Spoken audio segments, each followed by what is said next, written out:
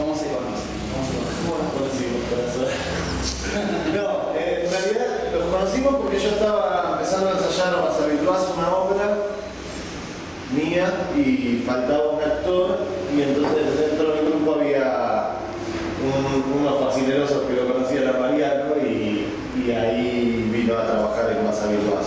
Ok, vos Mariano nunca habías trabajado en teatro propiamente dicho, ¿o sí? No, yo había trabajado primero dentro del grupo de Buenos Aires, se produjo como un proceso de formalización. Yo creo que en el momento que alguien se ponga a estudiar el trabajo, digo, los focos de trabajo adolescentes en la década de los 90, es como un espacio poco estudiado, porque se conoce toda la beta de Nora Mosenko, etc., pero en Buenos Aires había muchos actores que trabajaban en esa escuelita que era más de teatro clásico. Ahí habíamos hecho muchísimas obras, ¿no? Babilonia, una apuesta que también llegó mucho, El Duende, que se ganó un premio María Guerrero y estuvo 3 años dando vueltas, y El Reñidero en el Regio, en la Ribera. Y después empecé a trabajar con Agustín, hice una obra con Aleso, la colección de Pinter, y estaba, la verdad, en un periodo donde nada, eso, ¿no? Estaba probando cosas nuevas, y la verdad que fue muy bueno reconocer otro lado del trabajo que cuando llegué al grupo de Andrés, la verdad que fue muy divertido, y encontramos como un código, para mí era un código como novedoso, porque habíamos trabajado por lados separados, y la verdad que me pareció que estuvo bueno la integración. Sí, era como bastante lúdica la cosa, ¿no? En Más Habituás. Sí, yo creo en ese teatro que sea divertido, que proponga algo por ese lugar, sin perder profundidad obviamente, pero digo, en la patria también, en el RD también pasa. Sí, claro. Que son materiales divertidos en un sentido. No creo en teatro serio. Bueno, ya sabemos, lo que vemos todo el tiempo, vas al San Martín y ves esos cartones, ¿no? Esas cosas. ¿Más Habituás lo escribiste vos directamente así en tu casa o a partir del ensayo? No, tenía la primera parte escrita y a partir del ensayo armamos la segunda parte. Que ahí ingresó el personaje Mariano, el paraguayo, Sí, digamos, es como la evolución de esa suerte de comoliche, digamos, que había aparecido antes en tu obra o esta primera. Sí, en realidad la estructura está copiada de una estructura que yo copio muy seguido, que originalmente aparece en Llanto de Perro. Es una obra mía que yo estrené en el 2005, que fue muy premiada, que todavía se sigue haciendo, notablemente tiene 20 y pico de versiones ya. Y es esta idea de construir en Buenos Aires un lugar extranjero y que haya un extranjero. Por extranjero me refiero a algo distinto del imaginario de la escena porteña, de la clase media que está conflictuada porque papá no me quiere, mamá no quiere, se me rompió la heladera. Y esa irrupción de lo extranjero produce un efecto de lectura, de reconocimiento a veces inverso. En Llanto de Perro son 3 gauchitos en La Pampa, en el medio de un rancho. Yo lo imaginaba en General Hacha, que es la zona del oeste de La Pampa, zona árida. Vieron una encuestadora del ¿Vos sos de acá de Buenos Aires? Yo soy de La Pampa. O sea, soy nacido en Buenos Aires y criado en La Pampa. Entro una encuestadora del INDEC con una serie de preguntas que yo me tomé el trabajo de buscarlas, y qué sé yo, que eran bastante absurdas para un tipo que vive en medio del campo, ¿no? ¿Qué señal de internet usa, por ejemplo, sería ahora? Claro. Y eso empieza a producir efecto cómico, pero a la vez es muy reflexivo. Y un poco con Más Habituás pasaba eso con la idea de la búsqueda de este otro muchacho, He-Man, ¿no? Claro. Y el personaje Mariano, pero ese contraste. A mí me divertió muchísimo. Yo me había pasado, por una circunstancia personal, que me había mudado, etc., me había pasado 3 meses encerrado con un pintor que venía de Paraguay, Isabelino, que era un tipo formidable, lleno. Te salió muy bien. Lleno, no, pero la verdad que estuvimos internados, fue un trabajo fantástico. Yo estaba lijando puertas y él pintaba. Estuvimos 3 meses juntos en un departamento encerrados. Y fue básicamente un descubrimiento, porque de verdad era una persona con una profundidad gigantesca, un humor muy ácido, muy afilado, y una cantidad de anécdotas rústicas, muy rústicas, ¿no? que era muy divertido escucharlo y le encantaba hablar y le encantaba contar sus aventuras de juventud, etc. Se despidió de mí y de mi mujer llorando después de 3 meses, porque sí, habíamos como creado un lazo, pero era muy divertido y obviamente toda la cuestión que él tenía con el guaraní y cómo me echaba las palabras y todo. Para mí igual, con respecto a esto que dice Andrés de la otredad, de la posibilidad de que un extranjero, un extraño, se involucre con una zona que culturalmente se considera más civilizada, que es una zona como muy relativa, por lo menos para nuestra dramaturgia, ¿no? Porque siempre esa zona más civilizada termina siendo un espanto, ¿no? Pero el encuentro con esa persona fue mortal en el sentido, me di cuenta de que hay una cantidad de relatividades y de miedos en cuanto al conocimiento del resto. Y te hablo además de una cuestión muy alejada del resto de lo que serían las culturas latinoamericanas para los argentinos, ¿no? Como, mirá, el boliviano, el peruano, el coso. Sí, hay una cuota de fascismo en el argentino que es verdad. Pero fue además muy divertido ver cómo ese discurso irrumpe lúdicamente en la cosa más urbana y desde adentro hace un despido, ¿no? Eso, porque Mariano en este momento de estar trabajando juntos como actor, yo como director, me mandó un par de textos que tenía escritos para leer. ¿Teatro? Sí, de dramaturgia eran textos que ahí estabas en la mano. Estaba empezando ahí en la mano y la verdad que yo leí los textos y para mí Mariano tiene algo que está buenísimo, ¿no? Como una vocación de clásico. Vos lees un texto de Mariano, digo, agarrás Madrijo, ponele, lo lees y vos decís, obviamente tiene que ganar el Rosemacher, pues probablemente el mejor texto que se haya escrito,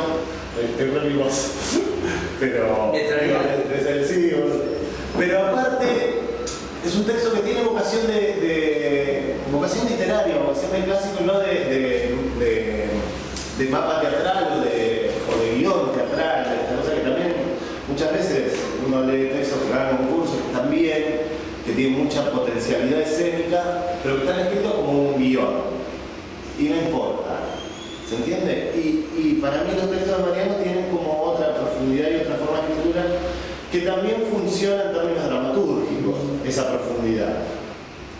Y entonces yo sentía que era algo que yo no tenía. Yo escribo guiones, algo mucho más escueto, entonces me parecía que era una buena idea de lo que pasaba si mezclábamos esas dos formas de escritura. Y bueno, y ahí le dije y empezamos con La Patria. Sí, claro, tenía una idea, Andrés, que era muy buena.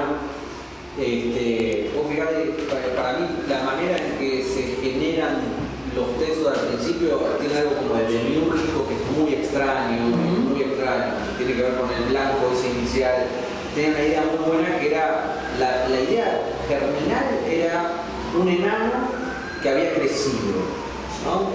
La idea de un enano que había crecido, la posibilidad de que ese enano trabajara en un circo y yo creo un perfume que quedó en la obra que era la posibilidad de escribir una especie de versión de Edipo. Claro. Una posibilidad de que este enano tuviera algo de edípico en su actuación, en su tragedia interna. Y ahí empezamos a pergeñar la idea de dónde situar ese mundo rural, del circo transhumante, por los campos, etc. Y la época, porque nos interesaba retrotraernos un poco al sepia, ¿viste?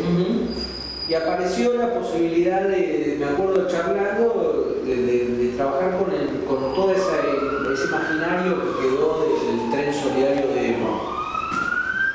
A mí lo que me pasa con este carácter que dice Andrés, que tienen a veces las obras que me salen, que es que justamente lo contrario. Yo reconocía en la dramaturgia de Vinetti una capacidad de velocidad y de juego que muchas veces a mí, viste, me falta. Me parece casi una cosa muy difícil de aprender, de agarrar. O sea, claramente vos tenés una tendencia más literaria. Sí, incluso es un pecado importante en ese sentido. Pero, no sé, o sea, literaria pero dramatúrgica también. Yo creo. Hay algo de la acción que pervive, que funciona. También es cierto que de repente vos, digo, como actor yo puedo reconocer que hay algo ahí que yo no termino de resolver y que son textos que muchas veces en el día de mañana supongo que me resultarán peliagudos. Digo, como actor puedo reconocer que hay textos que son literarios, que no está tan bueno eso, y de repente también está la virtud del que lo dirige. Digo, en el sentido, la experiencia que yo tuve con Andrés, por ejemplo, con Después del Aire, que tiene un guión larguísimo en verso, y además se resuelve. Es así como un desafío enorme, ¿no? Digamos, Para dirigir. Sí, creo que sobre todo Después del Aire, digamos, es como un desafío muy grande. Sí, La no, Patria es muy funcional porque tiene esta estructura un poco de comedia de puerta en términos de dirección, ¿no? Más allá que sea la carpa y la salida. Hay algo de que siempre la entrada y la salida del personaje te genera una dinámica y una sorpresa en el espectador que cuando está bien construido funciona muy bien.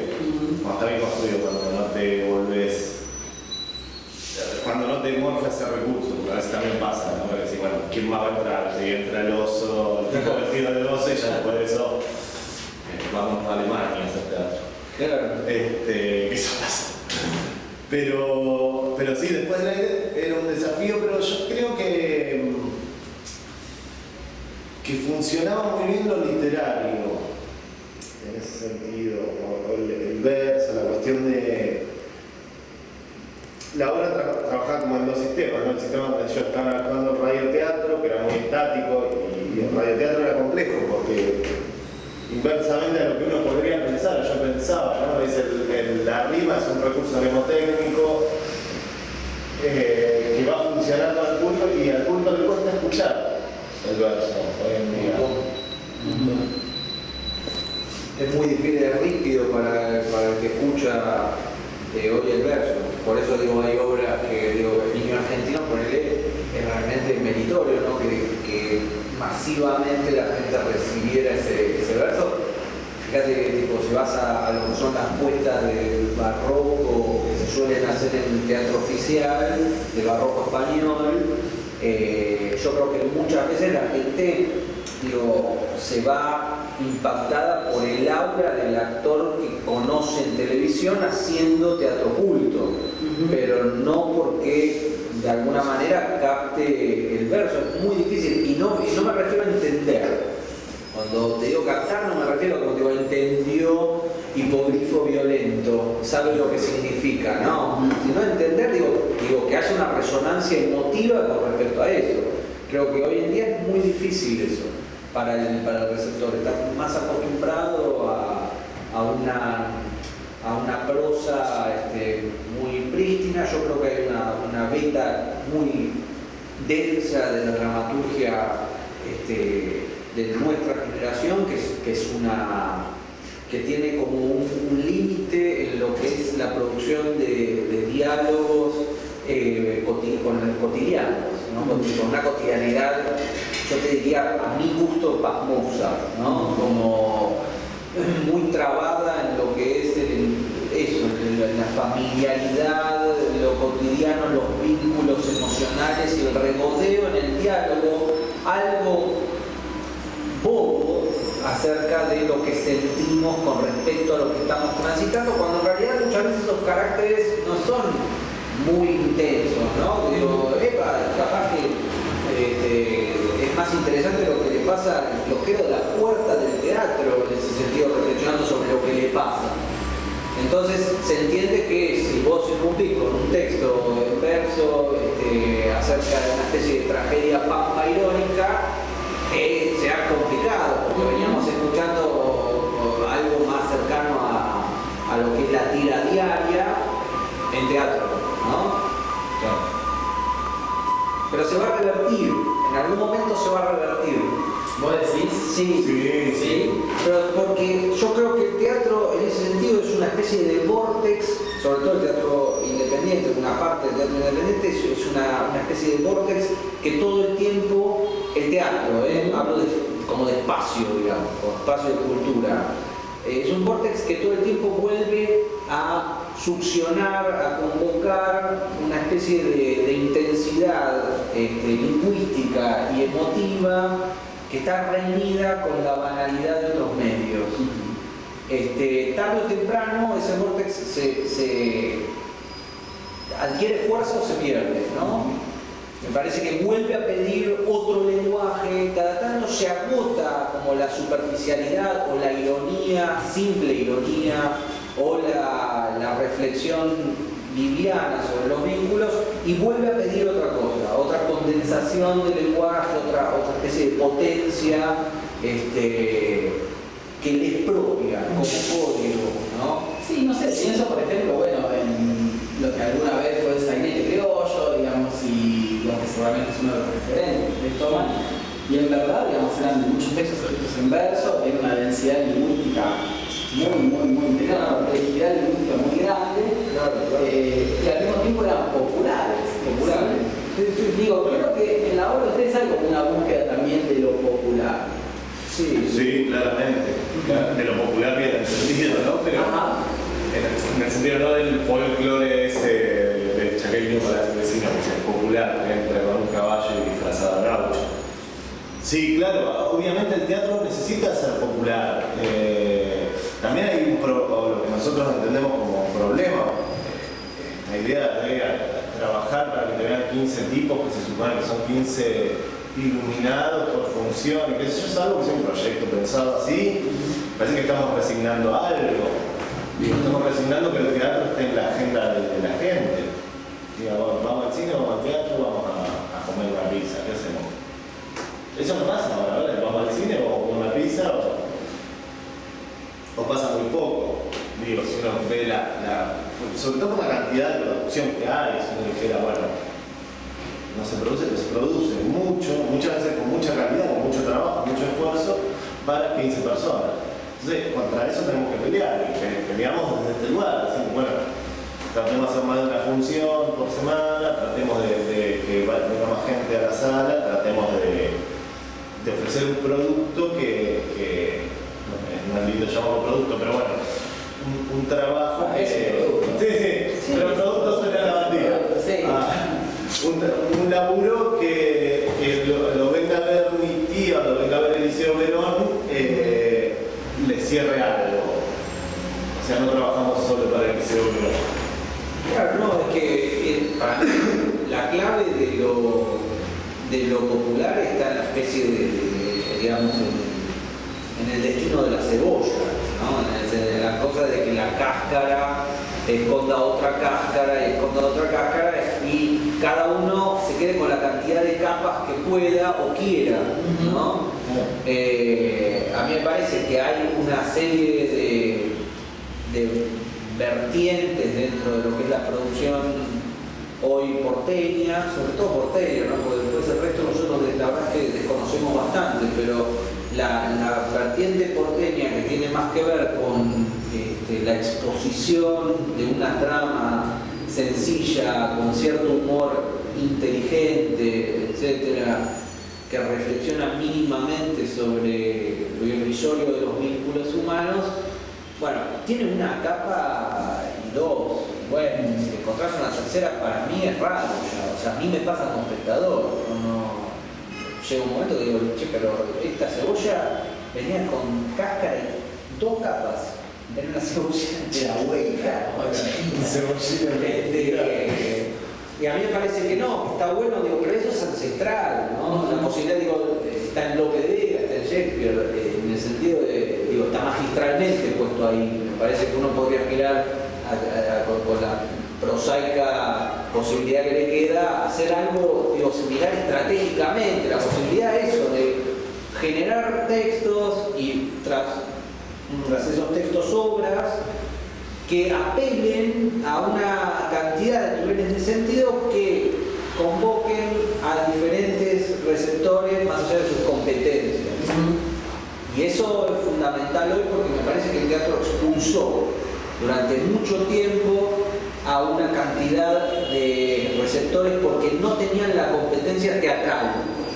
Y eso es como muy puntual, no porque no eran inteligentes, no tenían formación académica, sino porque los expulsó porque no tenían una competencia teatral, porque no pertenecían a la comunidad que conoce los códigos que armamos entre nosotros y que somos muy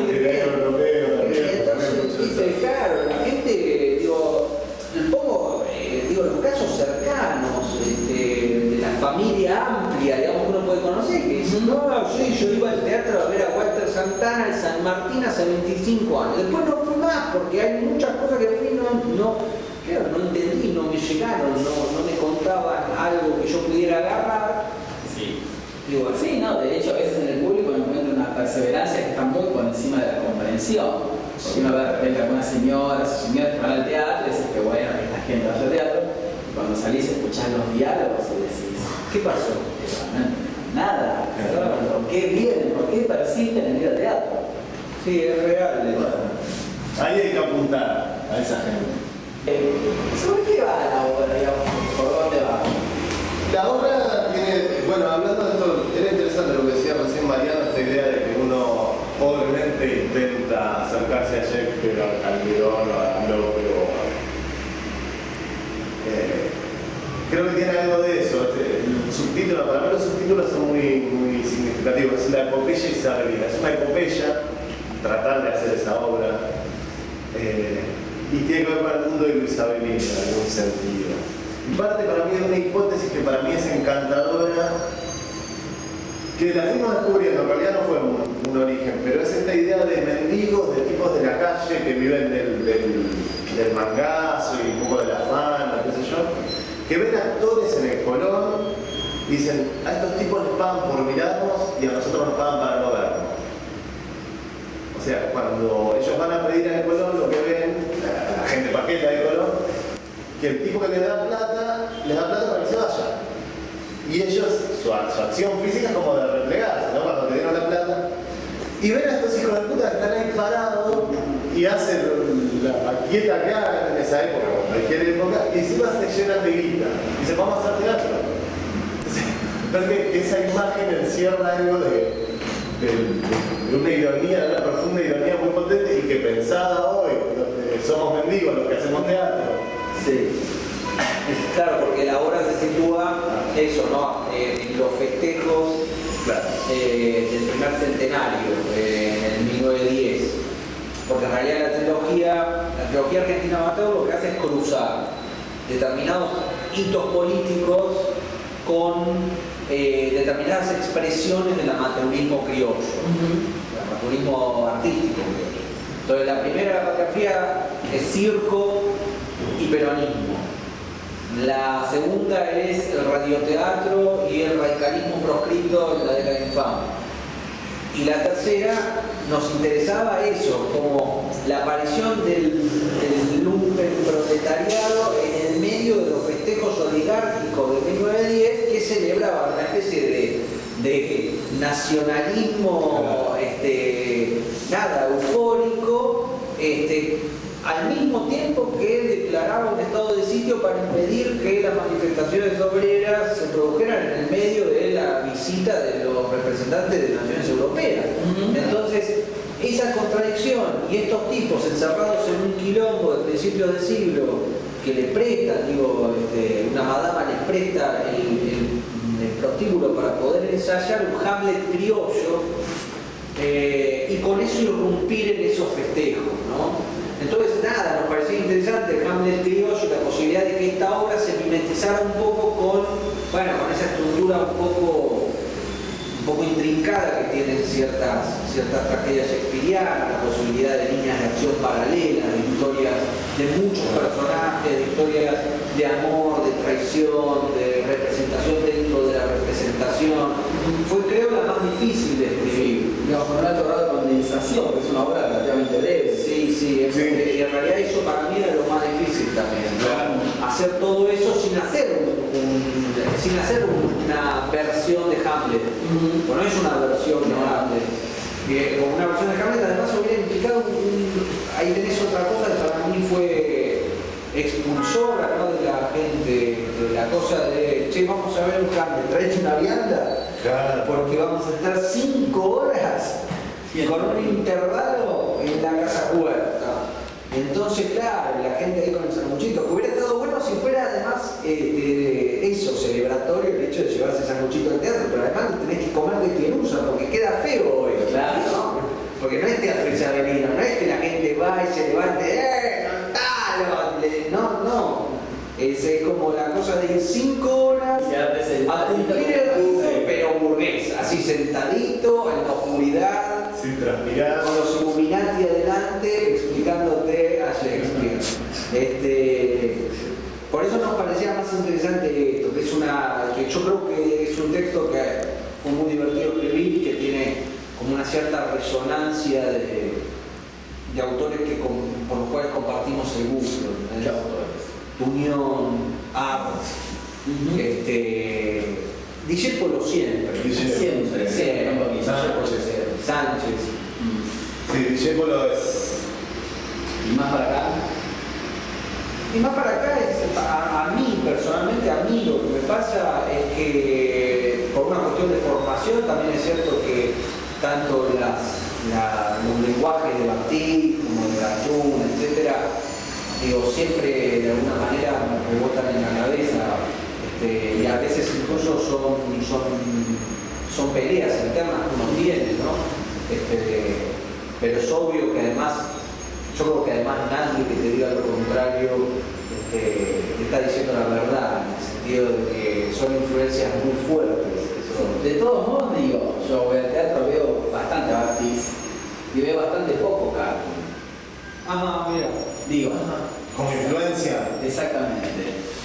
Es más peliagudo, pero tú, ¿no? Más difícil de plagiar. Sí, Digo, Cartoon es alguien que tiene una gran presencia, que es una figura que de alguna manera produce un cambio, no sé si radical, un cambio fundamental dentro de lo que es la línea realista, pero al mismo tiempo no veo que Cartoon sea demasiado productivo. Productivo en ese sentido que decís vos, en el sentido de la influencia. lo que pasa para mí. Los discípulos de Cartoon no son cartunianos, pero remotamente. No, por eso. Para mí, yo tuve la suerte de estudiar también con Cartoon no era más, su taller privado. En ese son distintas las disciplinas también, ¿no? Si formás actores, evidentemente hay algo que se pega más. ¿No? Pero Cartoon es muy generoso en el sentido de en ningún momento, por lo menos mi experiencia, Sí. tratar de imponer su lenguaje. No, para nada.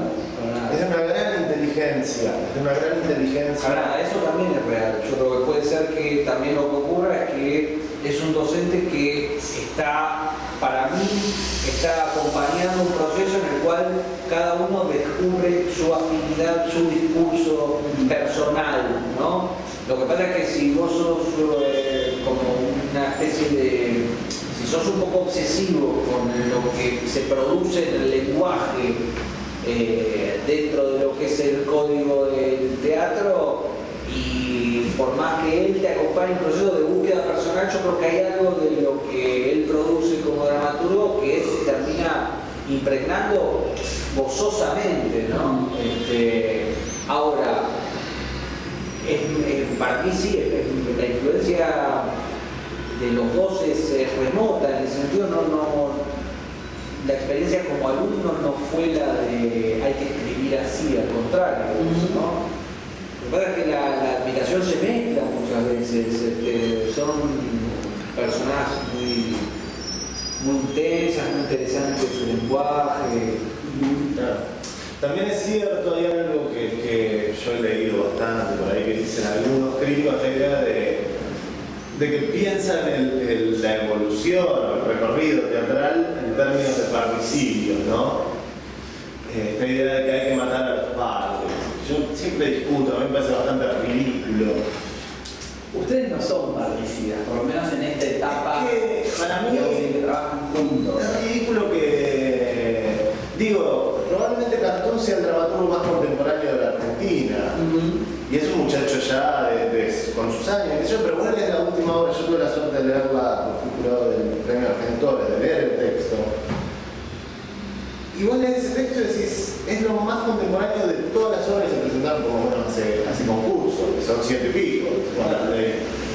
No, sí, está bien, después hay otro chico de 20 súper interesante, uno de 30, uno de 40, pero hay algo de... Y no podés salir a matar eso como han hecho otras generaciones por ahí con los autores de la década del 60. Me parece que no es productivo. Me parece que de ese corte, yo lo digo, sin problema, para mí de ese último asesinato fue Karajají, que yo quedó muy poco con valor de lo mucho que se escribió. Bastante duro. Sí, es verdad. Pero eso no se sigue haciendo, no sucede, hay mucho de procedimiento, trabajo de investigación, pero hoy en día hay muchas obras de ahí que no las acepto, ni que le pongan un problema en la cabeza. Sí, pero lo mismo con los autores del 60. Los que vienen de ahí, de algún modo, digamos, Después crecieron. Sí, son la después redundancia. ¿Quiénes serían? Tres cuidotes, por tirar dos. Ah, La mañana. bueno, pero también es cierto que tanto Tanta como Spregelburg, lo que escriben hoy no es lo que se escribía en el Karajají. Digo, la dominancia me parece que también se contextualiza con la innovación dentro de la producción personal. Digo, me parece que la grupalidad del Karajají generó justamente una ruptura muy importante dentro de la dramaturgia argentina, pero me parece que dice Andrés es que la pervivencia de esos textos no se dio. Evidentemente hay algo de lo que fue la evolución personal de esos artistas después que sí genera hasta el día de hoy. Digo, yo fui a ver a Pátria y me quedé con la mandíbula en el piso. Para mí es un texto y un espectáculo fantástico. Y sin embargo yo no asocio eso con textos que he leído de esa grupalidad que se había enfrentado. Es muy difícil. Yo propongo igual, para mí es sencillo, agarremos la revistita de Karajají y releamos, porque eso se producía en términos de, como pasa también con el teatro del absurdo, muchas veces, el teatro del absurdo que se hacía acá, agarrás un texto hoy en día de esos, o agarrás el rinoceronte, ponele Ionesco, es un pelotazo, es un pelotazo, de verdad, con una mano en el corazón, después lo estudian, es Ionesco, pero de verdad teatralmente es un pelotazo, no hay como que darle. Sí, y no se hace, cuando se hace lo hacen en el San Martín con actor porque hay que hacer Ionesco y no lo va a ver nadie.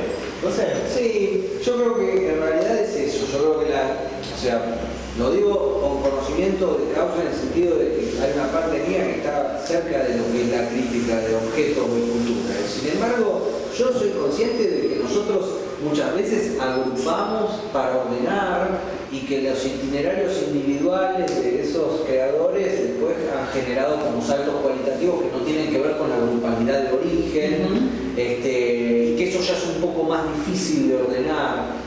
Y en ese sentido, yo comparto el hecho de que hay determinados autores que en el día de hoy, a pesar de ser tal vez más grandes en su edad, etcétera, generan una novedad, una innovación en el mecanismo de producción dramatúrgico que es como más loable que muchos tipos a la moda, digamos. Y por otra parte, lo que me parece es que, mira, yo en ese sentido, en el sentido de pensar ese circuito, siempre me pareció interesante la idea esta de Raymond Williams de la posibilidad de pensar las vanguardias como disruptivas o también como consecuentes, es decir, hay vanguardias, hay de alguna manera avanzadas que en vez de romper con lo anterior lo que hacen es desarrollarlo dentro de sus posibilidades, la posibilidad de incluso poner el ejemplo clásico, ¿no?, de la revista Martín Fierro, que es una revista vanguardista que vuelve al Martín Fierro saltando la generación anterior, que vuelve algo mucho más anterior porque le parece que en esa anterioridad está la innovación que se requiere. Entonces me parece que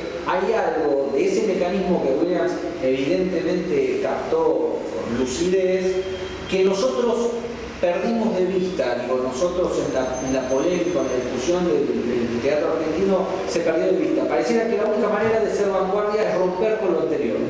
Con lo inmediatamente. Con lo inmediatamente, pero no es tal vez recapturar las herramientas suficientes, necesarias y válidas de lo anterior para volver a equivocarse, para que el día de mañana otro pibe haga lo mismo conmigo. Que eso también es un avance. Sí, quizás te parece que mira, fíjate esto. Toda esa producción de los 90 venía a romper desde el procedimiento con el realismo, ¿no? Venía a destruir el realismo del 60, láctico, nuevo experimento. Ahora, 10 o 15 años el 95% del teatro porteño por lo menos es realista. De un realismo crudo, extremo. Pero es realista, no sale de sus parámetros. Entonces no rompieron nada. Por ejemplo. Digo, el Don Cachillo. La audición de la familia Coleman, el éxito de los últimos 10 años, es una obra realista, una obra que tranquilamente pudo haber hecho Tito Cosa o. Sí, ¿Se no entiende lo que entiendo, pero sí, sí. Sí, digo, Cris de Ausencia es un gran trabajo también. Por supuesto, No es una obra que se diferencie, no es Müller, no es Castor, no es una cosa como decir, bueno, el tipo agarró un tranvía llamado Deseo, hizo subir el escenario, se cayeron los actores, se cayeron los muebles. No pasó eso. Quizás hay algo de lo que dice Mariano, porque digamos, toda la gente que de alguna manera produce esa suerte de nuevo realismo, digamos, no viene de cosa, viene de Boedo. Bueno, está bien. Bueno, porque hay algo que yo digo también. Hay que saltearse una para ir a la anterior. Y ahí además se mezcla otra cosa, que yo creo que las verdaderas innovaciones radicales en lo que se ha dado en los últimos años en el teatro argentino no son incluso dramatúrgicas. Yo creo que tienen que ver con procedimientos de actuación. Que si uno tuviera que ver los verdaderos cortes o quiebres radicales, porque sería una especie de prolongación de experimentos teatrales, lo que es realmente sorprendente es que en este país, que muchas veces en los últimos 30 años ha caído a pedazos, y antes también, haya habido tantos tipos dispuestos a experimentar con una materia mucho más maleable que la literatura, mucho más fugaz, etcétera, y que hayan producido esos tremendos avances de actuación. Sí, claro. Porque eso ha sacado cabezas de ventaja, digo, este discurso tonto que hay acerca del orgullo nacionalista de gente que no va al teatro, pero que vive en la capital del teatro del mundo, esta cosa de teatro en Buenos Aires es muchísimo. Somos la segunda, esa idea, la realidad esa idea está fundada, básicamente, más allá de que los que lo dicen en general desconocen, está fundada en el laburo más bien silencioso de muchos tipos que experimentaron con la actuación, más aún que con la dramaturgia. Después nosotros lo que hicimos previamente, que es lo que solemos hacer, es un estudio mínimamente de campo acerca de la obra, y encontramos como muchos materiales interesantes sobre los funcionamientos de los artistas transhumantes, los circos, las tragedias circenses, los hermanos Videla, todas estas anécdotas que nutren un poco. Hablar, los hermanos. No, leímos cosas, solo leímos cosas. Habíamos conseguido, Andrés había conseguido una entrevista de Picho Gómez, que era muy interesante, todo lo que él contaba sobre su vida en el circo. El criador del circo. Él se crió en el circo. Y después lo otro que hicimos, que para mí fue fundamental, fue conseguir una serie de películas que para mí marcaron un poco el trabajo de escritura. ¿Cuál? Freaks. La cabalgata del circo. La cabalgata del circo para mí es fundamental, hay mucho de la película en la obra. Y la del trompetista, no me acuerdo el nombre. Balada triste de trompeta. Balada triste de trompeta, la de. No, esa es la de Alex y varias cosas más en esa misma línea. Una serie Carnival, súper interesante. Muy buena serie, la estética que tenía la serie, el misterio. Porque era la primera película que hay varias que las conozco, pero hay una con Rafael, que es un poco el antecedente. Mirá. Que ahí canta la canción Balada triste de trompeta. Payaso se llama, boludo. No. Nosotros vimos la de Alex de la Iglesia. La de la iglesia, que está bárbara. Sí, es buena película. Y la verdad que eso todo nutrió un poco la cuestión del. Nosotros que logramos hacer con Andrés un código de escritura que tiene que ver con que, como si fuera un mismo juicio el que arma la obra, en el sentido de que cualquiera tiene veto sobre lo que escribió el otro. Tenés que despojarte de la especie de esa cosa media pelotuda que tiene el dramaturgo del orgullo de corregir, etc. Entonces empezamos a construir y tuvo un par de finales diversos, pero llegamos a a una concreción. La verdad que nos interesaba sobre todas las cosas poder reflejar como esa especie de lucha eterna entre lo que sería ese maniqueísmo político que existe en Argentina, independientemente del partido político, aunque el peronismo no es ingenuo en ese sentido, no es una elección ingenua. El maniqueísmo político atraviesa toda la trilogía y obviamente la Patria Fría es notorio, ¿no? La posibilidad de ver una tragedia que tiene que ver con la disputa del público entre un circo en decadencia manejado por un hombre evidentemente antiperonista, con una lógica corporativista muy fuerte y el tren de Evita que llega a dar una cantidad de cosas y la gente, nada, eso, ¿no? Queda en tensión entre los dos espectáculos, si vos querés. Entonces, nada, eso. ¿Por qué, digamos, en un circo tradicional y en un circo criollo? Porque me parece que después de haber visto la cabalgata del circo debe haber surgido esa posibilidad. Sí, lo que Por pasa es que época, ¿no? por época, por el 48. O sea, el circo criollo ya se había acabado. Y por otra parte, ponele que hubiéramos tomado otro maniqueísmo político y haber retrasado la Patria Fría, es muy difícil el circo criollo como referente más o menos simple de una expresión de espectáculo, porque vos tenés que hacerte cargo de la parte circense y la parte teatral, y que todo eso tenga resonancia en la parte de la trama teatral de la obra que estás viendo. Claro. Así como mucho más sencillo en el sentido, y por otra parte por una cuestión de que el tren de Vitas nos apareció como imagen muy atención. Entonces era el 48 y 48, 47, ponele. Sí, aparte si uno quisiera trabajar sobre el circo criollo, supongo que el material nos pediría una reconstrucción mucho más fiel. Más minuciosa. Más fiel, porque estamos hablando de algo mucho más conocido por el público, mucho más se supone que son los orígenes de nuestro teatro. En cambio, el circo tiene algo como de pastiche, ¿no? De esta estética donde está la jaula de motos, pero en los circos que hemos visto nosotros, claro, el perrito amastrado y la jaula de motos, que es el brasileño, que va a ser tipo, como hay algo de esa cosa de pastiche que te permite jugar, ver al hombre bala, qué sé yo, cañón, Claro, tira. tiene como una especie de pintoresquismo más bizarro que lo que sería el circo criollo, que además de, ya te digo, de tener que reconvenir la época en la que se sitúa, tenías que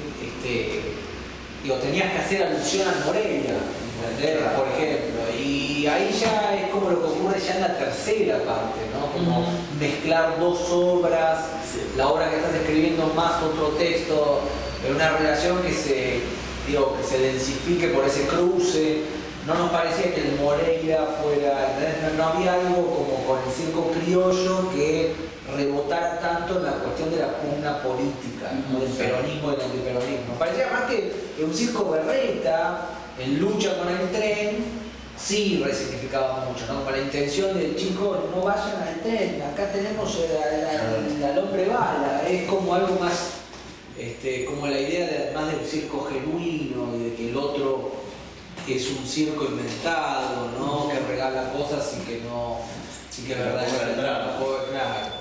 O sea, como no servía más y era más lúdico. Y después hay algo de que en realidad uno se abstrae de eso y entra a trabajar sobre los personajes, sobre las criaturas. Se abstrae un poco de la idea política, empezás a entramar la relación de vida de los personajes y... Yo creo que igual la idea política, más allá de que se piensa peronismo, antiperonismo, hay algo que tiene el peronismo que es teatral, ¿no? Yo cuando hice La Piojera, un procedimiento justicialista que hablaba sobre el peronismo de los 90, en formación de espectadores vino un profesor de un programa de natural que es muy lindo. Y después de la función había un debate y me decía, ¿por qué el peronismo y no el radicalismo? Y lo pensábamos ahí, decíamos, el peronismo es teatral, históricamente es teatral. Y el radicalismo, y si uno lo piensa después del aire, es mucho menos teatral. Sí, claro. De hecho, ese final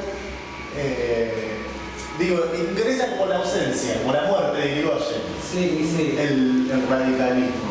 Yo creo que tiene que ver todo con los mitos, ¿no? Claro, O sea, claro, de sí, que- sí. Pero el teatro es fundamentalmente, digo eso, reactivación de mitos, resignificación de esos mitos, y si bien todo núcleo político genera mitos, el peronismo en Argentina genera, digo, es la gran productora de mitos heroicos, de mitos. Cuando digo mitos no lo digo despectivamente, al contrario, lo digo literalmente. Me parece que los mitos son necesarios para la producción de energía vital, de pulsión. Entonces yo lo que veo en el peronismo es que, digo, hay muchos mitos oscuros y muchos mitos blancos en el peronismo que son los que motorizan hasta el día de hoy la actividad ideológica del país. Entonces, con el radicalismo ocurría algo diferente, porque en realidad en Después del Aire, a diferencia de La Patria Fría, para mí lo que se enfrenta es el mito democrático del radicalismo en la década infame, la proscripción y la realidad terrible de la dictadura, de la primera dictadura. Entonces, era como que ahí salía ya de lo partidario para ingresar en la metáfora de cualquier cuestión que tuviera que ver con democracia versus dictadura. Claro. Pero La Patria todavía mantiene eso, ¿no? Como la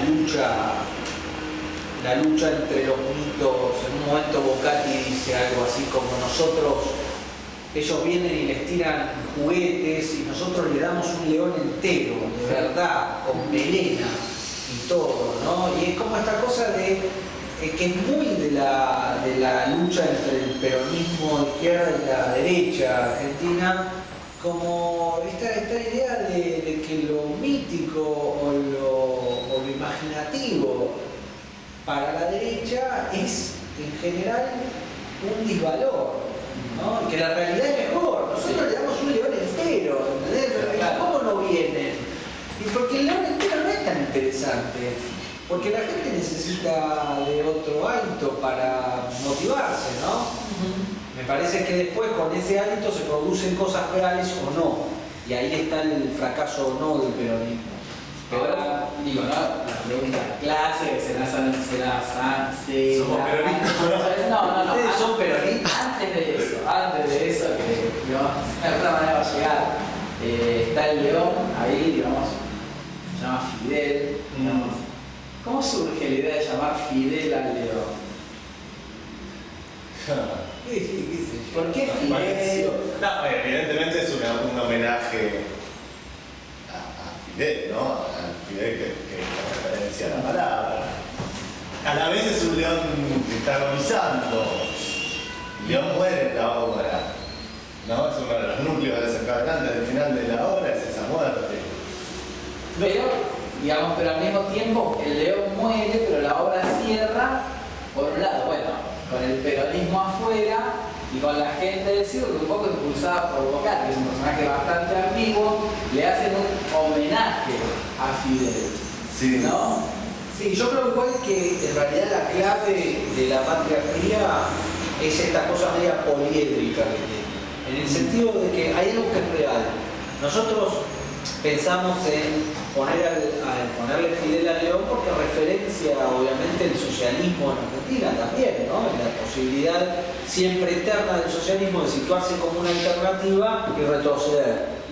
Y un socialismo que ha estado muy en tensión con el peronismo. Y con todo el tiempo, ¿no? Al lado. Además, digamos, por un lado está Fidel y por otro lado está, bueno, el personaje que hace Mariano, Que también, que es un nazi. que es el dueño de Fidel de manera y es un nazi. Bueno, que justamente a mí me parece que exactamente esa coctelera es lo que hace de la obra un material dramático y un material didáctico. Yo creo que lo interesante era, si vos mirás la obra en realidad, antes de tomar partido sobre una interpretación puntual sobre la obra, hay algo de la obra que es poliédrico. Es decir, aparecen signos desperdigados a los cuales vos le podés encontrar muchos significados y que ocurre como en la historia argentina, puntualmente digo, como en la historia argentina podés encontrar un aula, en el sentido de que son como significados estallados a partir de la mirada que recepta, ¿no? Es decir, ¿qué significa Fidel León? ¿Qué significa que el tipo se llame Bocati? Que es un jamón. ¿Qué? Bueno, pero ¿qué significa que? O sea, no significa nada. Digo, la obra es una obra peronista, es una obra antiperonista, es una obra. Y yo creo que en realidad el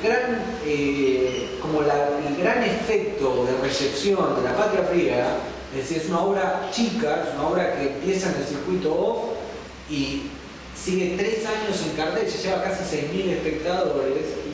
El éxito de eso es que en realidad la gente va a verla porque no hay un mensaje unilineal, un mensaje que sea unívoco, y en ese estallido de signos diferentes, mucha gente arma sentidos contrarios. Claro. Pero pienso, por ejemplo, en el teatro de Carlos, ¿no? Que es un teatro que yo encuentro bastante cercano. Ajá. Y al mismo tiempo, digo, el teatro de Carlos es un teatro, digamos, que tiene muchos elementos de contacto para mí, no esa es mi opinión, con el teatro de ustedes, pero es un teatro que de alguna manera uno puede decodificar o traducir en un mensaje bastante simple, ¿sí? Por más que a Carlos no le guste escuchar eso. Sí. Sí, yo creo igual que no. Yo personalmente creo que es un. O sea, pensar que pone, no sé, que Ala de Criados tiene un mensaje revalorizador de lo ácrata y que en realidad bombardea un poco a ese pequeño burgués que termina, ¿no? Que dice soy cuentapropista, yo soy cuentapropista. No sé, yo pienso que en realidad, digamos, es como, no sé si es el mensaje. El mensaje para mí, ¿no? Es, los garcas siempre le van a traicionar. Bueno, vos vencedor le van a traicionar. Bueno. Sí, a ver, yo creo que probablemente sea una cuestión también en algún sentido generacional. Probablemente Mauricio sea como el pasaje entre una especie de un tipo de teatro político didáctico anterior y este momento. Yo siempre me definí como un dramaturgo y director político. A mí me interesa hacer teatro político. Y entendí, después de un par de golpes, que el teatro político hoy en día consiste en generar preguntas y no respuestas. Y uno releyendo, incluso releyendo los viejos textos, incluso hasta algunos textos de Brecht, voy a hacer los textos más didácticos de Brecht, uno entiende que en ese lugar había un pensamiento que estaba errado, que es pensar que el dramaturgo, que el creador, el demiurgo está por encima del público. Entonces lo explica, lo educa, como si fuera la maestra sarmientina que viene a las 8 de la mañana y dice, chicos, buenas tardes, el mundo funciona así, debería funcionar así, para que funcione, funciona así, tenemos que hacer esto y esto. Y el público se supone que iba a salir de ahí y agarrar las antorchas, prender fuego el Congreso, salir con la cabeza de los diputados en picas de tacuara, como dice Gambarrota. Y en realidad, pasado un cierto tiempo, la revolución no se produjo, estamos acá, uno entiende que está más cerca del público, entonces lo que comparte son sus preguntas. Y que por ahí el hecho de convocarse y reunirse alrededor de esa idea de pregunta es mucho más potente que la idea anterior de didáctica. Creo que tiene algo que ver con eso y por eso nos permitimos no tener la necesidad de decir, bueno, Fidel en realidad representa el socialismo, la parte utópica del socialismo cubano que llegó a la Argentina a través del chofer del Che, que lo fue entre la... Es como un impulso que no sabe que no sabe bien lo que es, pero sabe sabe políticamente que está bien, que se tiene que llamar Fidel y que eso va a producir una interferencia en la tranquilidad del espectador. Claro, en realidad para mí hay que pensarlo en términos más dramáticos que políticos en ese sentido. Yo tengo mi versión de por qué se llama Fidel y por qué muere al final y por qué es un nazi el que adiestra a ese león. Y por qué Bocati, que de alguna manera es el líder de esta avanzada como de resistencia antiperonista, digamos, no es una persona particularmente querida. No, tal cual. ¿no? A mí me parece que Es un liberal. Es un liberal. Para él el circo es una empresa. Es una empresa, no entiende No quiere bien. trabajar. La gente está cosificada, él puede hacer uso del cuerpo de la paraguaya porque es de último una cosa que es de su empresa. Digo, yo tengo explicaciones para eso. Sin embargo, creo que la convocatoria de público de la obra pasó por el hecho de que esos signos son cabos sueltos hasta mucho tiempo después que el espectador decide atarlos. Y que me ha pasado, yo alguna vez te lo comenté, me ha pasado de gente que ha venido y ha dicho, es evidentemente una obra peronista, es una obra peronista que demuestra la carnicería de venir y arrojar un circo ahí en el medio de la nada y tratar de captar gente como podría ser televisivamente cualquier espectáculo de baile, y sacarle gente a la ideología. Y hay gente que vino y me dijo, es evidentemente antiperonista, es gorila, esta obra es gorila, ¿no? Y a mí me parece que lo interesante es porque nosotros no hacemos proyectos de ley, nosotros hacemos teatro, entonces lo interesante es justamente que en un mismo objeto poliédrico que refiere al teatro y a la historia argentina, tipos vengan, vean y sigan confundidos, ¿no? Pero no porque uno quiera que el teatro genere confusión, pero sí que genere interrogantes, porque el tipo que sale y dice, che, estos tipos son re gorilas, y el otro le dice, yo a mí ahora re peronista, evidentemente no se están, claro, a mí no se están enfrentando conmigo, se están enfrentando con sus propios juicios, que evidentemente, a juzgar por lo que uno ve todos los días en el noticiero, refieren a que vivimos en una patria contradictoria, que lo interesante de la Argentina es que su idiosincrasia es contradictoria y que eso hace su mayor beneficio y su mayor dificultad. Entonces, me parece que pasa por ahí. Ahora, volviendo a lo de los otros modelos, creo que habría que pensar mucho acerca de si un teatro como el de Cartoon es fácil en ese teatro detectar un mensaje. Yo creo que es difícil, pero solo por el hecho de que en realidad no habla de un espacio en el cual estemos transitando, habla de un espacio perdido. Entonces, a partir de esa distancia, por más que sea claro que en ese momento había una alternativa ácrata y una alternativa burguesa y una alternativa directamente conservadora, lo interesante es que él habla sobre un pasado siempre. Entonces, en ese pasado, las alternativas eran esas.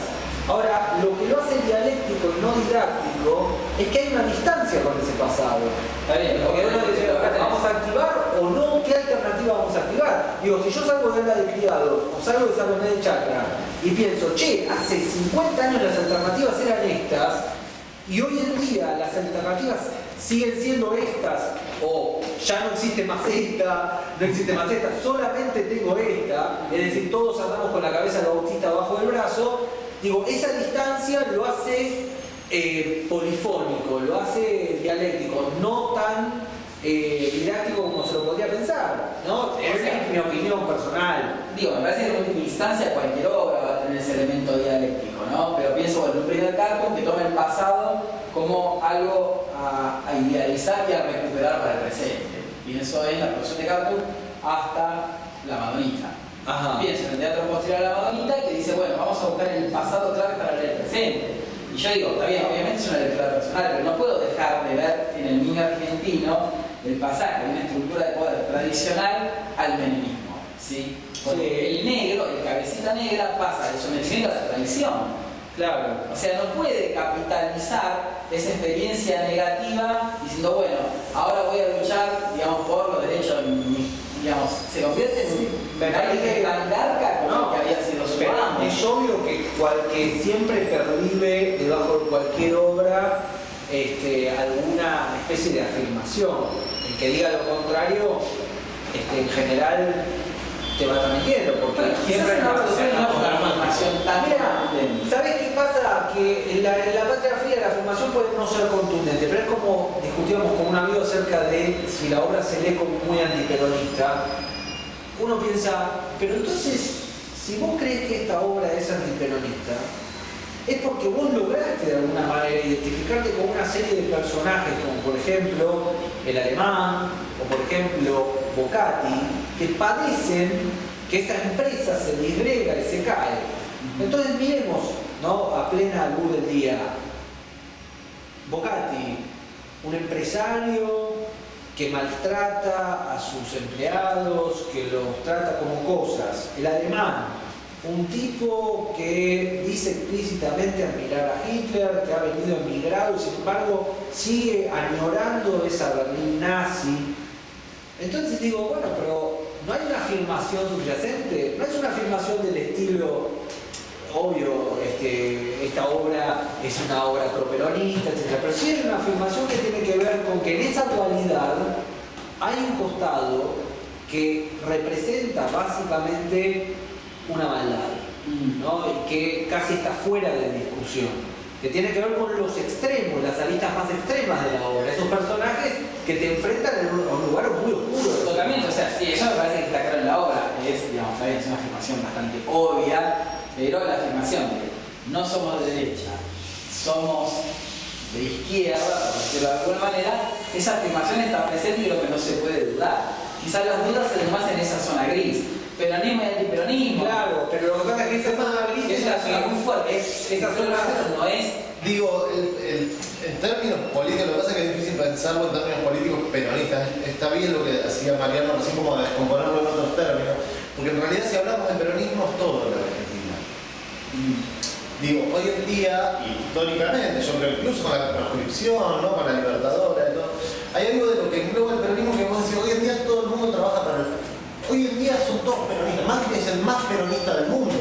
Es más peronista que Perón, si lo pensamos. Le está dando una mano al kirchnerismo como nadie se la da. Y lo tiene a Ritondo y tiene todo el peronismo de derecha. Y digo, sí. El 80% del país en las últimas elecciones votó al peronismo. ¿No? Si vos descompones las tres fuerzas, Rodríguez Sá, Dualde y Cristina, es todo peronismo. Después no votaron y después viene la tercera fuerza, ¿no?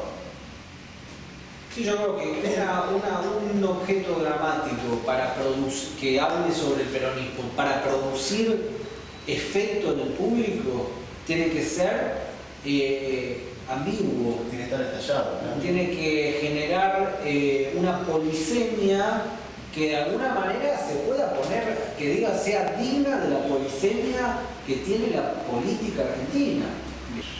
Bueno, trabajamos mucho sobre eso, trabajamos mucho sobre la dinámica. Yo entendía que era una obra que es una obra que tranquilamente puede durar 2 horas. Y yo entendía que tenía que durar 50 minutos, una hora que tenía que ser muy dinámica para contar lo que queríamos contar. Por ahí no es muy claro, pero hay algo. No, está clarísimo. Claro, como del ritmo que influye mucho.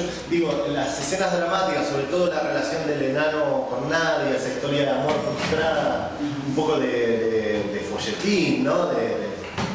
Del enano que está enamorado de la única mujer del circo y que es el único que no la puedo tocar y que todo el tiempo percibe, ve cómo los demás abusan de ella y ella embarazada y él haciéndose cargo de ese bebé como la historia clásica de folletín. Eran escenas en las que no había que detenerse, por ejemplo, tenía que suceder con el mismo ritmo de la entrada y la salida de los personajes de escena. Y después la aparición del público, para mí es otro de los hallazgos de la obra, que el último público entre al coreto a ver si sigue la función ahí como un despistado, que es también un gran trabajo actoral de Osvaldo, de Legiano. Producía cerrado como ese circuito. Entonces, básicamente lo que trabajamos en la puesta, un poco con lo que hablábamos antes, yo creo que es cierto que la actuación es lo que estamos motorizando en teatro hoy en día, y es cierto que la formación de los actores en general es una potencia apoyadora. Digo, uno hoy en día puede no tener dramaturgia, no tener escenografía, no tener vestuario, no tener nada y hacer nosotros. Me decís, mira, vamos a hacer una obra sobre esa botella de cerveza, vamos, te dicen. Y empiezan a ensayar. Y eso es notable, no hay... trabajan sin ruedo los actores. Y eso facilita mucho las cosas.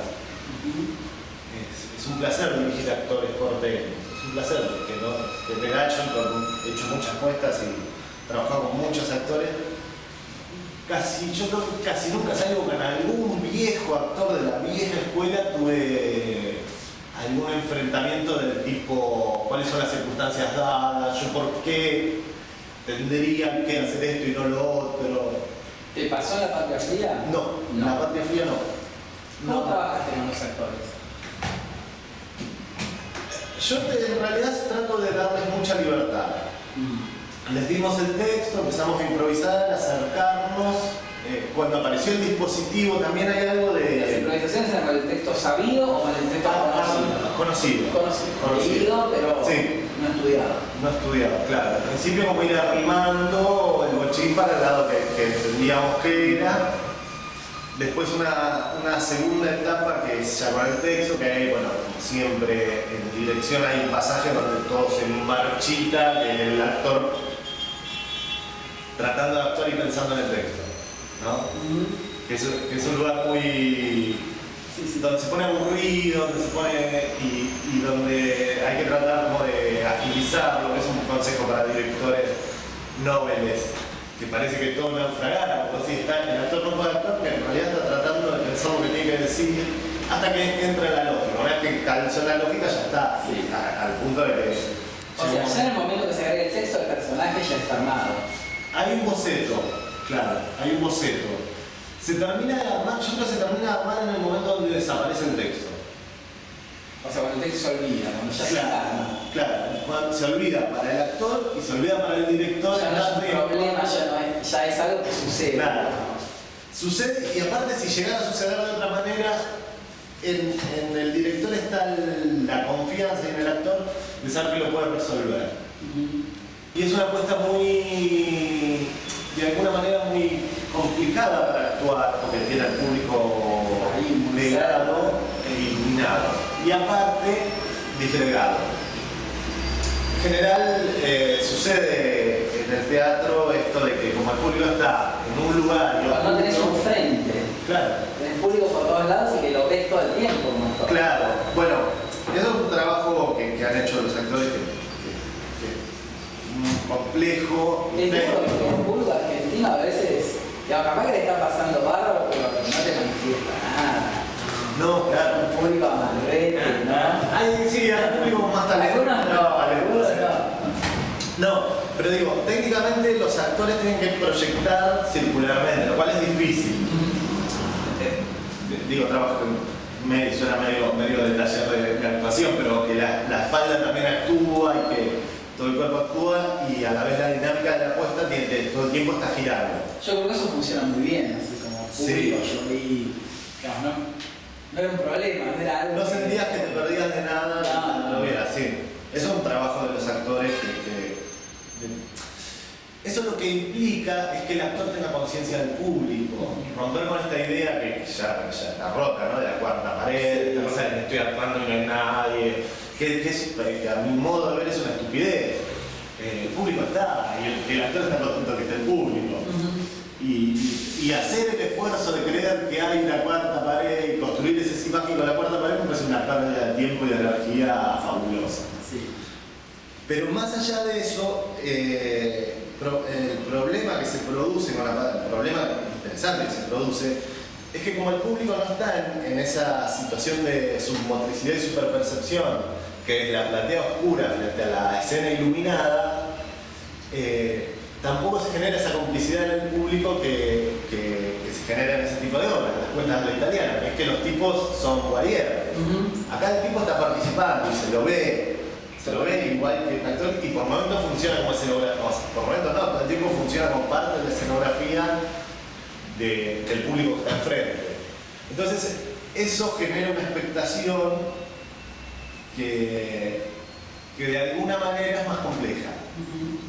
Con lo cual la obra tiene que tener la suficiente potencia, es lo que tratamos de hacer, para que eso se deje de percibir.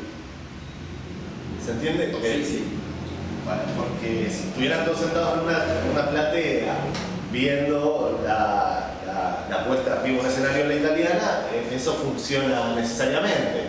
Tipo que se va de eso, incluso es incómodo cuando te aburrís en el teatro, los que sabemos algo de iluminación empezás a mirar las luces, pero si no mirás las luces no tenés mucho, porque para atrás no puedes mirar, para el costado tenés gente, acá sos parte de. Y la idea que creamos con Magali H, con la escenógrafa, que también era para mí muy potente en ese sentido, es que la escenografía envuelve también al público. Entonces, en ese dispositivo se generó la apuesta. Y creo que, bueno, hilando todo lo que dije, que una cosa es consecuencia de la otra. Digo, el ritmo es el ritmo necesario para que el público no se disperse, no se sienta expuesto, a pesar de que está tan iluminado como el actor, y hay escenas que suceden a medio metro, y para que esté incorporado al relato y a la vez siendo partícipe como espectador, sin romper, sin trabajar, sin usar al público como dentro de la acción. Yo hacía en otra obra mía que era muy interesante, el leve contraste por saturación, una obra donde hacíamos una experiencia que era genial, que era una mesa y eran discursos al público, ¿no? Y trabajamos sobre la idea de lo verosímil, eran discursos absolutamente inverosímiles, pero contados con técnicas, sobre todo el noticiero. Trabajamos mucho con la idea del noticiero, esta idea del EGO, ¿no? De tipo Santo Biasanti te mira y te dice cómo está el país, y te lo hemos contado. Y trabajamos con pruebas, entonces mostraban fotos con una lupa, qué sé yo. Y en un momento, esa mesa, que era un panel blanco, una mesa de noticiero, aceleraba la acción y la cortaba. Y se quedaban eran 5 actores mirando al público durante 3 minutos, 2 minutos. Y empezaba a suceder una cosa maravillosa, que era que la obra empezaba a suceder en el público. Y los actores tenían la consigna de que en el lugar donde alguien se tentara o alguien hiciera un ruido, todos lo miraran. Solamente eso. Y era maravilloso porque lo que uno veía, sobre todo en esa obra, fuimos a muchos festivales y qué sé yo. Y cuando había mucho público, me acuerdo que fuimos al Festival Nacional Rafaela y había 400 tipos, empezaba a suceder la obra ahí. Porque uno abría un caramelo, todos lo miraban, el público se empezaba a reír y era perturbador. Y después seguía la obra, ¿no? Era como una tipo de investigación, no sé. Pero estaba construido así, con una división y no había luz en el público. Acá entendíamos que no, que tenía que ser una aplanadora para que el público no se distrajera. Incluso de alguna manera lo encerramos, difícil irte. Sí. Una señora pobre les damos caramelos y se atoró con un caramelo, entonces empezó a toser y no sabía qué hacer. Y en un momento salió y después se quedó a pedirnos disculpas y todo. Y era como muy perturbador irse, porque de alguna manera reproducía la escena de la carpa, de irse. Se está yendo el público. Se estaba yendo el público. Pero bueno, básicamente ese fue el procedimiento. Yo creo siempre que cuando uno dirige, sobre todo, bueno, ahora somos casi todos, salvo Saba y alguno más que son dramaturgos, y Loza. Loza no dirige. No, con Loza vamos a hacer un club que somos 2. Claro. Presidente y vice. Presidente y vice. Vocales no hay. No, la Somi, van a hacer como una especie de nueva Somi. No, Somi. Che, que yo soy Somi, No jodan con la Somi. Digo, cuando uno dirige tiene que pensar en el público, en la efectividad.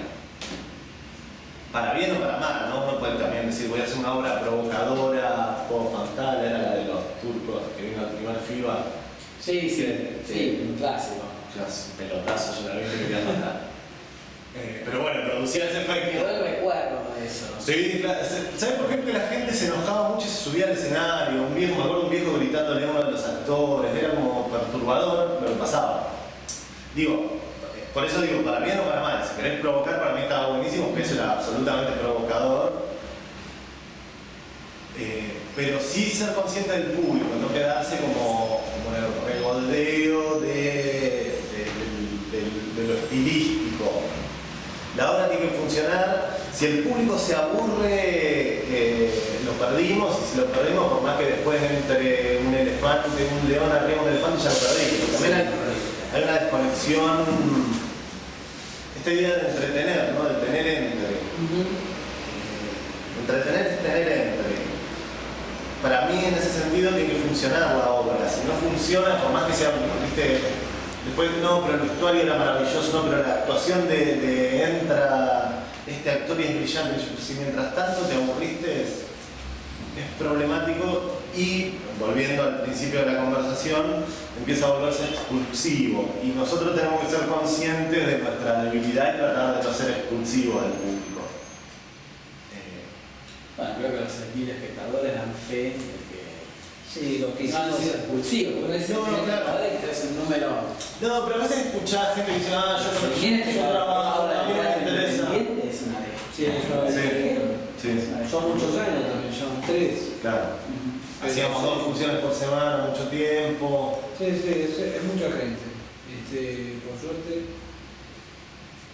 Pero bueno, para mí hay que ser consciente de eso en términos incluso casi gremiales, te lo diría. A veces escuchás gente que te dice, directores jóvenes y talentosos, que dicen, a mí el público no me importa, yo hago lo mío. Y es un problema, claro. Es un problema, cada uno pasa lo que quiera, está perfecto, pero hacemos teatro para la gente, eso no se puede negar para el público. Queremos que nos vengan a ver y queremos mostrarles lo que hacemos y tenemos algo para decir. Si no te pasa eso, ponete un kiosco que te ves mejor. Ganamos mucho dinero. ¿Con el kiosco? Y con el teatro es difícil. Bien provisto. Claro. Sí. Un poco para cerrar la entrevista, ¿cuándo se estrena? Nunca recordaré el nombre de esa obra. El servicio de la comunidad. ¿Sí? Sí. En realidad se estrena el 23 de marzo toda la trilogía. Completa. Los sábados en la Pacheta.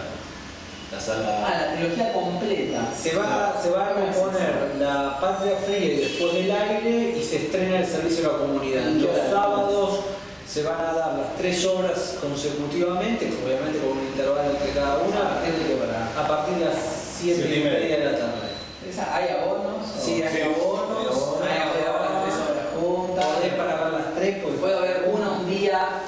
Con reservas sí, está complicado ese tema, pero ¿cómo organizarlo?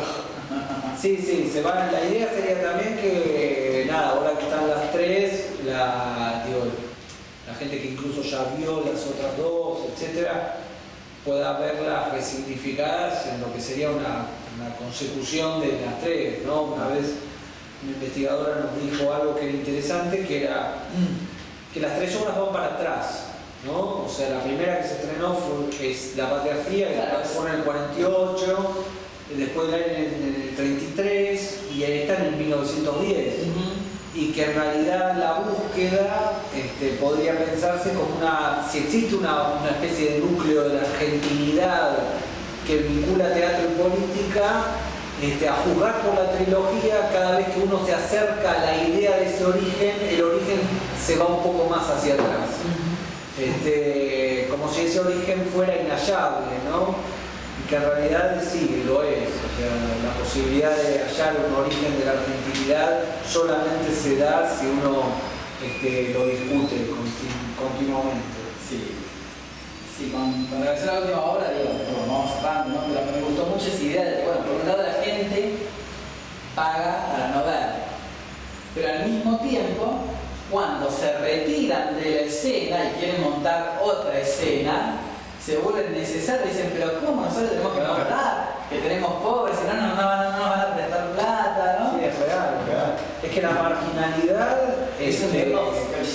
Yo creo que la marginalidad está presente como tema en las 3 obras. Sin embargo, en la tercera, la marginalidad tal cual como la podemos reconocer hoy, la idea de la pobreza y de los sujetos que se han quedado fuera de lo que sería una contención social, aparece mucho más en primer plano, ¿no? Y la necesidad de esa gente de ingresar a lo que se entiende por cultura es un problema para nosotros, porque los otros, los poderosos, tienen organizado un sistema de cultura en donde esa gente marginal ocupa el lugar del espectáculo de la marginalidad, no del teatro.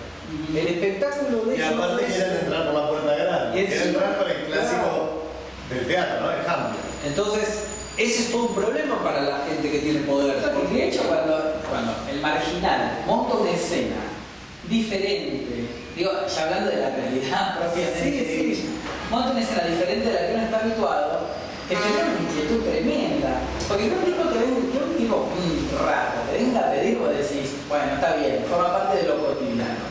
Pero cuando el tipo viene y dice, yo voy a cantar, y canta mal, pero le monta una escena, que no es la escena a la que estás acostumbrado, te genera un nivel de inquietud. Bueno, es lo que pasa en la obra, ¿no? Es lo que pasa en la obra. En la obra, en la tercera parte, lo que ocurre es, si la gente que la sociedad dispuso para que actúen la escena de la miseria va a actuar Hamlet, todo se da vuelta. Y si encima con ese Hamlet quieren entrar a los festejos de celebración de la patria de 1910, donde va a estar la infanta Isabel, nos volvemos todos locos. Y es la lucha que se arma ahí, una violencia extrema en realidad. Convengamos también que, digo, lo peor de la televisión espectacular de los últimos años se funcionaliza en términos de la marginalidad, digo, policías en acción, la mierda de decisión y toda esa basura. Pero haciendo que la marginalidad no diga otra cosa que lo que quieren decir. Claro. Bueno, pero ese es el trabajo de edición, esa es la perversión, por eso digo que es la peor televisión. Digo, cuando lo ves al infradotado de decisión y diciendo, hablándole a un pibe que fuma Paco y diciéndole, ¿por qué fumas Paco? ¿No ves que te hace mal? Y eso se ha vuelto espectacular. Claro. Uno dice... El chico es mucho más inteligente que Sicioli aún después de los efectos del padre. Sí, además yo no sé si es más o menos inteligente, pero lo que sí seguro es que, digo, lo dice Susan Sontag en Ante el dolor de los demás, digo, ¿qué pasa cuando yo estoy ahí ganando dinero, exhibiendo el dolor de otro sin tomar ninguna carta con respecto a eso? Evidentemente yo acabo de entrar en el mecanismo más perverso que puede tener un medio, ¿no? La posibilidad de exhibir el dolor, hacer dinero con eso y enmascararse en la idea de que están prestando un servicio social comunicando el dolor de otro. El que paga el costo de todo eso es el otro. La obra en realidad habla de muchas cosas al servicio de la comunidad, pero entre otras cosas lo que habla es ¿qué pasa cuando una sociedad que es extremadamente clasista como es la nuestra organiza una autocelebración de su supuesto núcleo nacionalista y en realidad se les monta la posibilidad de que los marginales que tienen que actuar de pobres, porque si no actúan de pobres, la patria no recibe crédito para seguir mejorando. ¿Qué pasa? Si estos tipos quieren actuar, quieren ingresar a la posibilidad de exhibirse como productores de cultura y no solamente productores de imágenes dolorosas. Y en ese momento se arma una hecatombe absoluta, que es lo que sucede a diario.